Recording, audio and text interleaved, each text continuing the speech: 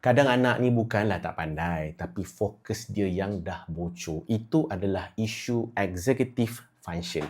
So, executive function ni apa? Dia adalah pusat kawalan. Dia yang bantu anak untuk fokus, boleh bersabar, susun kerja, kawal impuls. Dan bila anak biasa dengan reward yang cepat, dopamine spike apa semua ni, maka delay gratification anak-anak akan jadi makin lemah. Sebab itulah dia boleh scroll, tengok handphone berjam-jam, tapi bila tengok buku je, 5 minit pun rasa gelisah. Dan benda ni banyak disentuh dalam kajian psikologi perkembangan, macam child developmental ataupun developmental psychology. So, tips untuk parents kat luar sana, buat 5 minute focus reps. Apa tu? Set timer 5 minit untuk anak buat benda-benda yang slow, yang perlahan. Contohnya mewarna ke, main Lego ke, baca buku ke. Lepas tu rehat 2 minit dan sambung balik 5 minit.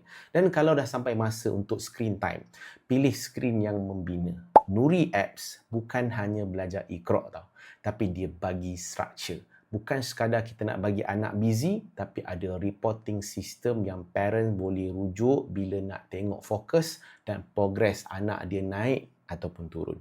Apps Trial Nuri dah boleh daftar dan juga download hari ini. Boleh klik link dekat bio.